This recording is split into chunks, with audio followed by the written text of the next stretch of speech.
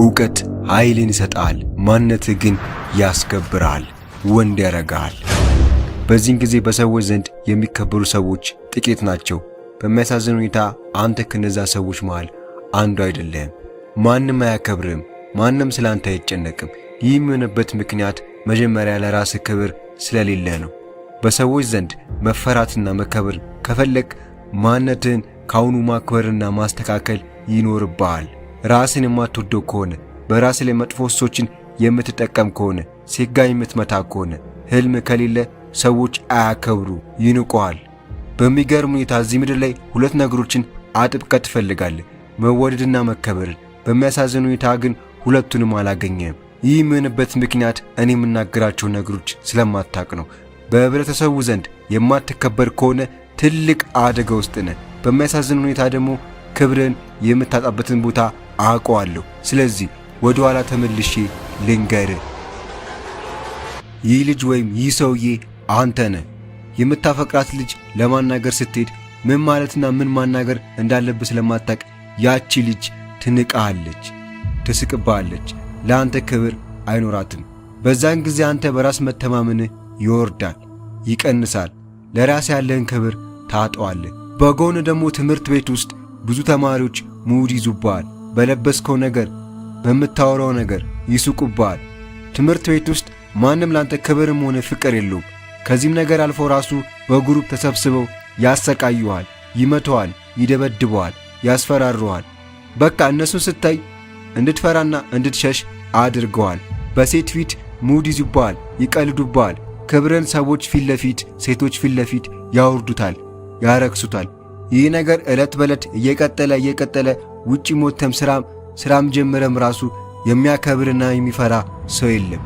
ይህም ነገር በጣም እንደጎዳ ተመልክቻለሁ፣ እንዳስለቀሰና ውስጥ ዳሜጅ እንዳደረጉ አይቻለሁ። ስለዚህ በዚህ ቪዲዮ ላይ እኔን ወንድ ያደረጉኝን፣ እኔን ያስከበሩኝን፣ በሰዎች ዘንድ እንድፈራ ያደረጉኝን ሚስጥሮችን፣ መንገዶችን፣ ትሬኒንጎችን አስተምርሃለሁ። ከዚህ መልእክት በኋላ እኔ ያልኳቸውን ከተከበርካቸው እመነኝ፣ ሁሉም ሰው ያከብርሃል፣ ይፈራሃል።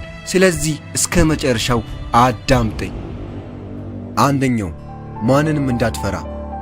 ራስ ለማስከበር ከፈለግ ፍርሃት የሚባል ከውስጥ እስከ መጨረሻው መውጣትና መጥፋት አለበት። ጫካ ውስጥ የሆነ ትንሽዬ እንስሳ አለ።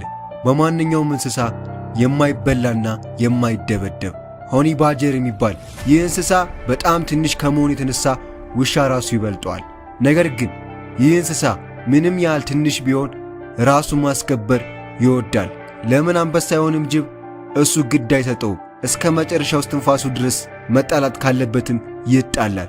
ምንም ያህል ትንሽና ግዙፍ ነገር ቢያጋጠመው ፈርቶ አይሸሽም።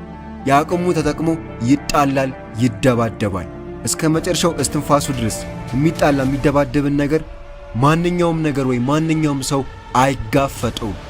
ስለዚህ ትምህርት ቤት ውስጥ ተማሪዎች በግሩፕ ሆኖ ሊመቱ ወደ አንተ ሊመጡ ይሆናል።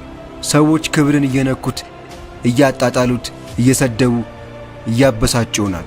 ነገር ግን ላደረሱብህ ነገሮች ወይም ለሚያስከትሉብህ ነገሮች ተዘጋጅተ ለእያንዳንዱ ሳትፈራ ዋጋ አስከፍላቸው። በክብር ከመጡ ምሕረት እንዳታረግላቸው። ለእያንዳንዱ ሰው ማንነትንና ጥንካሬን አሳያቸው። እየተመታህም ቢሆን መጣላትና መደባደብህን እንዳታቆም። ምክንያቱም ፈርተ የምትሸሽ ከሆነ፣ ፈርተ አልደባደብ የምትል ከሆነ ፈሪና ቅዘናም እንደሆንክ ይገባቸዋል፣ ይረዳሉ። ነገር ግን እስከ መጨረሻው እስትንፋስ ድረስ የአቅምህን ተጠቅመህ የምትጣላቸውና የምትደባደባቸው ከሆነ ድጋሚ አይሳፈጡ።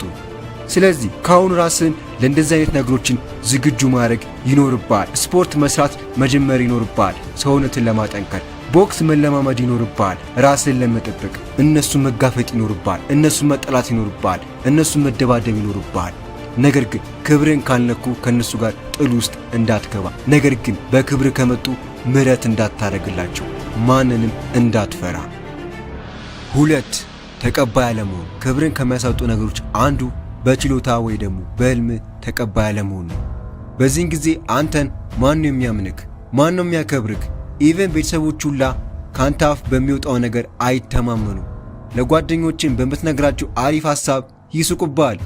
እያንዳንዱ ነገሮች ህልምና ፐርፐዝን እየገደሉት ይገኛሉ። ኢቨን ችሎታና ብቃት ቢኖር ራሱ አንተ ለሥራ መቅጠርም ሆነ አንተ ማማከር የሚፈልግ ሰው የለም።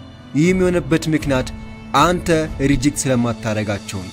ከሕይወት ከታርገ ስለማታወጣቸው ነው። ህልም ኖሮ ያንን ህልም ሌሎች ሰዎች ስታካፍል አንተ እንዳየውና አንተ እንደተመለከትከው እነሱ አያዩትም፣ እነሱ አይመለከቱትም። እንደውም በተቃራኒው ማለት ነው። ይስቁብሃል፣ ሙድ ይዙብሃል፣ እብድ እንደሆንክ ይገባቸዋል። ስለዚህ ህልምና ፐርፐዝን ለማንም ሰው መናገርን አቁም። ምክንያቱም አንተ እንዳየውና አንተ ባይምሮ ኢማጂን እንዳረከው እነሱ አያዩትም፣ እነሱ አይመለከቱትም። ለምንድን ነው ትልቅ ቤት እንደምትገዛ ኢማጂን የምታረገው? ለምንድን ነው አንድ ቀን ሀብታም ሆናለሁ ብለህ የምታስበው? ለምንድን ነው የምፈልገውን ነገር አሳካለሁ ብለህ ኢማጂን የምታረገው? ምክንያቱም አይምሮ እያዋራህ ነው፣ ፈጣሪ እያዋራህ ነው፣ ፈጣሪ እያናገረ ነው። ፈጣሪ ለአይምሮ ኢሜጅ ሴንሰር እያረገ ነው። ነገር ግን ያንን ሐሳብና ህልም ከአይምሮ ውስጥ አስወጥተ ሌላ ሰው የምትናገር ከሆነ አንተ እንዳየውና አንተ እንደተመለከትከው እነሱ አያዩትም፣ እነሱ አይመለከቱትም። እንደውም በተቃራኒው ይስቁብሃል፣ ክብርን ለማጣጣል ይሞክራሉ፣ እብድ እንደሆንክ ያስባሉ፣ እንደማታሳካው ይነግሩሃል። ለዛ ነው በህልምና በፐርፐዝ የሚቀሉ ሰዎችን ጓደኞችን ከህይወት ከታርጋቸው ከህይወት አስወጣቸው ብዬ የምነግርህ።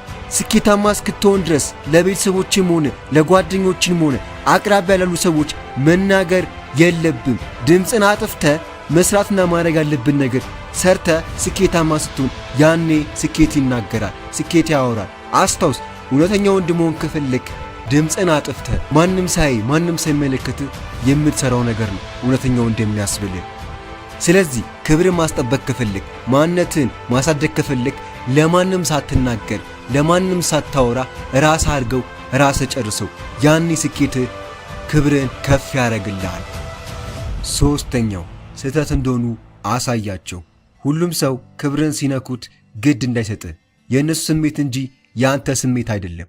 አዎ አንዳንድ ጊዜ በሰዎች አለመወደድ አለመከበር በጣም ያማል። ነገር ግን ችግሩ ያለው አንተ ጋር ነው። ክብርን ዝቅ ከሚያደርጉ ሰዎች ራቅ። አንተን ከማይወዱ ከሚጠሉ ሰዎች ጥፋ። ከነሱ ራቅ፣ ከነሱ አጠገብ ጥፋ። ምክንያቱም ክብሪት የሚሰራው ከዛፍ ነው። ነገር ግን ክብሪቱ ዛፉን የማቃጠል ሙሉ ኃይልና አቅም አለው። አንተ ሕይወት ውስጥ ቤተሰቦች፣ ጓደኞች የዛች የክብሪቷ ኃይል አላቸው። በሚናገሯት ትንሽ ቃል ልብህና ህልም ሊሰበር ይችላል። ስለዚህ ሁሉንም ሰው ስህተት እንደሆኑ ማሳየት አለብህ። ስለ አንተ ችሎታና ክብር ስህተት እንደሆኑ ፕሩቭ ማድረግ አለብህ። እነሱ ትክክል እንዳልሆኑ ለመግለጽ መጀመሪያ ለራስ ትልቅ ክብር ሊኖር ይገባል። ለራስ ትልቅ ፍቅር ሊኖር ይገባል። ራስን ማፍቀር ጀምር። ቆንጆ ነኝ፣ ለራሴ ቆንጆ ነኝ፣ ለእናንተ ቆንጆ ባልመስላችሁ። ለራሴ በቂ ነኝ፣ ለእናንተ በቂ ባልመስላችሁ። ለራሴ በጣም ጎበዝ ነኝ፣ ለእናንተ ጎበዝ ባልመስላችሁ። ራሴን በጣም እወደዋለሁ፣ እናንተ ባትወዱኝ። ስለ እኔ መጥፎ ነገሮቹ እንደፈለጋችሁ ልታወሩ ትችላላችሁ። ነገር ግን ለራሴ ያለኝ ፍቅር ስሜት መቼም አይለወጥም፣ መቼም አይቀየርም። አየ ወንድሜ፣ እነሱ ስላንተ ስላወሩት ነገር አይደለም መጨነቅ ያለብህ፣ ስለ ራስህ ስለምታወረው ነገር ነው ማሰብ ያለብህ። ምክንያቱም እነሱ ባሉት ነገር አትጠቃም። አንተ ለራስህ ባልከው ነገር ነው የምትጠቃው፣ ክብርን የምታጣው። ማንንም ሰው ከአቅም በላይ ይቅርታ እንዳትጠይቅ። የፈለግከውን ነገር ወይ ደግሞ ያስደስተን ነገር አድርግ፣ አስብ። እነሱ የሚሉትን ማዳመጥ ማቆም ይኖርብሃል። ለህልም ቁም፣ ለክብር ቁም፣ ለማንነት ቁም። እነሱ ትክክል እንዳልሆኑ ፕሩቭ ማድረግ ከፈለግ ቤተሰቦች፣ ጓደኞች ስለ አንተ የተናገሩት ነገር ስህተት እንደሆነ ማሳየት ፕሩቭ ማድረግ ከፈለግ ራስን ማክበር ይኖርብሃል፣ ራስን መውደድ ይኖርብሃል። ስለዚህ ክብርን ማስጠበቅ ከፈለግ እነሱ ስህተት እንደሆኑ ፕሩቭ አድርግላቸው። አራተኛው ሰው ምረጥ። በዚህን ጊዜ ብዙ ወንዶች ክብራቸውን እያጡበት ያሉበት ምክንያት በሴት ነው። ይህም የሆነበት ምክንያት ብዙ ወንዶች ሴት ልጅን ሲያፈቅሩ መልኳን እንጂ ጸባዩን አይቶ አይደለም። ሁሉ ጊዜ አስታውስ፣ የዚች ምድር ትልቁ እስር ቤት ውስጥ ሰላም ካጣ ነው። የምታፈቅራት ልጅ፣ ያገባት ልጅ የምትጨቀጭቅ ከሆነ ሰላምን የምትነሳው ከሆነ ለአንተ ክብር ከሌላት ትልቅ እስር ቤት ውስጥ ነው። ስለዚህ ሁሌ የምታፈቅራትን ልጅ የምትወዳትን ልጅ ለይተህ ማወቅ ይኖርብሃል። ምክንያቱም ወንድ ልጅ ከሴት ልጅ የሚፈልገው ትልቁ ነገር ሴክስ አይደለም፣ ክብር ነው። እሷ ለሱ ክብር ከሌላት ያ ወንድ አይፈልጋትም፣ ወዲያውኑ ነው ከውስጥ የሚያስወጣት። ስለዚህ ይህ ነገር እንዳይደርስብህ የምታፈቅራትን ሴት ወይ ደግሞ አጠገብ እንድትሆን የምትፈልጋትን ሴት መምረጥ ይኖርብሃል። ሌላኛው ደግሞ ጓደኞችን ምረጥ። ያንተ ጓደኞች በአንተ ህልም በአንተ ሐሳብ ሙድ የሚይዙ ከሆነ የሚቀልዱብህ ከሆነ ትልቅ አደጋ ውስጥ ነህ። ምክንያቱም እነዚህ ሰዎች ለአንተ ትልቅ ቫይረስ ናቸው። ህልምን እንዳትጀምር፣ ስኬታማ እንዳትሆን፣ ቲክቶክ እንዳትጀምር፣ ዩቲዩብ እንዳትጀምር፣ የምትፈልገውን ነገር እንዳትጀምር አስረው ይዘዋሃል። ከነሱ እስካራክ ድረስ እነሱን ከታርገት እስካላወጣቸው ድረስ መቼም ቢሆን ክብርን ማግኘት አትችልም። መቼም ቢሆን በሰዎች ልትከበርና ልትፈራ አትችልም። ሰዎችን ምረጥ። ክብርን ዝቅ የሚያደርጉ ሰዎች ካሉ ካሁኑ ከህይወት አስወጣቸው።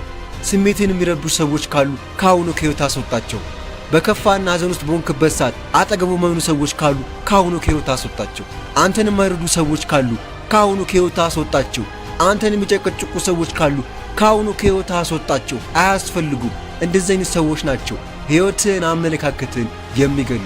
ስለዚህ ክብር ማስጠበቅ ከፈለክ አይምራቸው ከጸዳ ሙድ የማይዙብህ የማይሱቁብህ ሰዎች ጋር መሆን ጀምር። አምስተኛው ራስን ማዘጋጀት። ክብርን ዝቅ ከሚያደርጉ ነገሮች አንዱ ተራ ሰው ሆኖ መገኘት ነው። ተመሳሳይ ቦታ የምትውል ከሆነ፣ ተመሳሳይ የሆነ አነጋገር ካለ፣ ተመሳሳይ የሆነ አመለካከት ካለ በሰዎች ትናቃለህ። ስለዚህ ራስን፣ ህይወትን፣ ሰውነትን፣ አመለካከትን የሚቀይሩ ነገሮችን መጀመር ይኖርብሃል። አሁኑኑ አክሽን መውሰድ ይኖርብሃል። ያንተ ችግር እኮ ነገ አደርገዋለሁ፣ ከነገ ወዲያ፣ የዛሬ ሳምንት ምናምን ትላለህ። ነገር ግን ቀኑ ሲደርስ የት ነው ያለው? እዚህ አሁን የተቀመጥክበት ቦታ። ያንተ ችግር ይሄ ነው። አክሽን አታረግም። ለምናገራቸውና ለማስተምራቸው ነገሮች አክሽን ማታረግ ከሆነ ማተር አያደርግም። ክብርን ማስጠበቅ መጀመር ከፈለክ ካሁኑኑ መጀመር አለብህ። ካሁኑ መስራት አለብህ። ክብርን ለማስጠበቅ ራስን ለማሳደግ ስፖርት መስራት ጀምር። ራስን ዲቨሎፕ ማድረግ ጀምር። ቦክስ መለማመድ ጀምር። ካራቴ መለማመድ ጀምር። ራስና ክብርን እንድጠብቅ የሚያደርጉ ነገሮች፣ ትሬኒንጎች ጀምር። ሰልጥን። ተራ ሰው ሆነ አትኑር። ፈሪ ሰው ሆነ አትኑር። የሆነ ቀን መሞት አይቀርም። ከመሞት በፊት አንድ ቀን ወንድ ሆነ ሙት። በክብርና በማንነት ሊገቡና ሊመጡ የሞክሩ ሰዎችን ምሕረት እንዳታረግላቸው። ለእያንዳንዱ ማንነትህን አሳያቸው። ዋጋ አስከፍላቸው። ያቺ ስትነቀ የነበረችውን ሴት ማንነትህን አሳያት። አመለካከትህን ቀይሮ በቀጣይ ቀን ኢግኖር አርጋት። ከሷ አጠገብ ጥፋ። እሷን ማዋራት አቁም። መስሪያ ቤት የሚንቁ ሰዎች ካሉ የማያከብሩ ከሆነ እነዛን ሰዎች በቀጣይ ቀን ላይ ማውራትህን አቁም። ከነዛ ሰዎች ጋር ኮንቨርሴሽንህን ተው። ለአንተ ክብር እስኪኖራቸው ድረስ ከነሱ ጋር ማውራትህንና መነጋገርህን አቁም። ትምህርት ቤት ውስጥ በግሩፕ ይመጡ ይሆናል። ነገር ግን ፈርተ እንዳትሸሽ። ፈርተ የምትሸሽ ከሆነ በቀጣይ ቀን ወደ አንተ መምጣታቸው አይቀርም። ነገር ግን ወደ አንተ በመጡበት ቀን የምትፋለማቸው ከሆነ እስከ መጨረሻው እስትንፋስ የምትደባደባቸው ከሆነ ይፈሩሃል። ምክንያቱም እዚህ ምድር ላይ እስከ መጨረሻው እስትንፋሱ ድረስ የሚደባደብን የሚፋለምን ሰው ድጋሜ የሚሳፈጠው ሰው አይኖርም። ክብርን ለማስጠበቅ ማድረግና መስራት ያሉብን ነገሮች አድርግ፣ ስራ። እዚህ ምድር ላይ ክብርን የመሰለ ነገር የለም። በክብር ሊመጡና በክብር ሊያጣጥሉ የሚሞክሩ ነገሮች ካሉ ወዲያውኑ ከሕይወት አስወግዳቸው። ወዲያውኑ ዋጋ አስከፍላቸው። ወዲያውኑ ማንነትህን አሳያቸው። 16 ደቂቃ ያህል ከተመለከታችሁኝ እናም ታሪኬን እዚህ ድረስ ከሰማችሁኝ በጣም ኮርቼባችኋለሁ። እውነትም ክብራችሁ ማስጠበቅ ትፈልጋላችሁ ማለት ነው። ነገር ግን እነዚህ ሁሉ ነገሮች አልፈው ነው በሁሉም ሰው የተከበርኩት። ሁሉም ሰው እኔ መፍራት የጀመረው፣ እኔ መናገርና ቀና ብሎ ማየት የፈሩት። ነገር ግን አንድ ችግር አለ። በመጀመሪያው ሐሳቤ ላይ የነገርኳችሁ እነዛ እኔን ሲመቱኝ የነበሩ ልጆች አላርፋሉ። ያን ሁሉ ኃይልና ጥንካሬ ቢውልድ አድርጌ ከእነሱ ጋር መጣላትም ሆነ ጦርነት መፍጠር አልፈለግኩም ነበር። ነገር ግን ከአቅሜ በላይ ሆኑ። መደባደብ አልፈለግኩም፣ ግን ከመሬት ተነስተው ዝም ብለው ይደበድቡኛል። እንዲያቆሙና ሊተወኝ ነገርኳቸው። ነገር ግን ሊያቆሙና ሊተወኝ አልቻሉ። ከአቅሜ በላይ ተፈታተኑኝ። አሁንም በቀጣይ ተመተውላቸው። አሁንም እንዲያቆሙ ነገርኳቸው። ነገር ግን በአሁኑ ዝም አላልኳቸውም። በቻልኩት መጠን መፋለም ጀመርኩ። ያለኝን ኃይልና ጥንካሬ ተጠቅሜ ያንን ሰውዬ መሬት ላይ ዘረርኩት። አስጠነቀቅኩት ድጋሜ ተነስቶ እንዳይደባደበኝ። ነገር ግን አልሰማኝም። ድጋሜ ተነስቶ ወደ እኔ መጣ። ነገር ግን አሁንም ዝም አላልኩትም። ክብሬንና ማንነቴን ለማስጠበቅ ስል መደባደቤን ቀጠልኩ። አሁንም መሬት ላይ ዘረርኩት፣ መሬት ላስተኛሁት። አርፎ እንዲቀመጥና ድጋሚ እንዳይሳፈጠኝ ነገርኩት። ነገር ግን ሊሰማኝ አልቻለም። ስለዚህ አሁንም እስከ መጨረሻው እስትንፋሴ ድረስ ተፋለምኩት። ያለኝን ኃይል ተጠቅሜ መሬት ላይ ዘረርኩት። ጓደኞቹንም ለመጠላት ዝግጁ ነበርኩ፣ ነገር ግን ፈርተውኝ ሸሹ። ወንድሜ አስታውስ፣ ራስን ለማስከበር መጠላትና መደባደብ ካለብህ ተጣላ፣ ተደባደብ።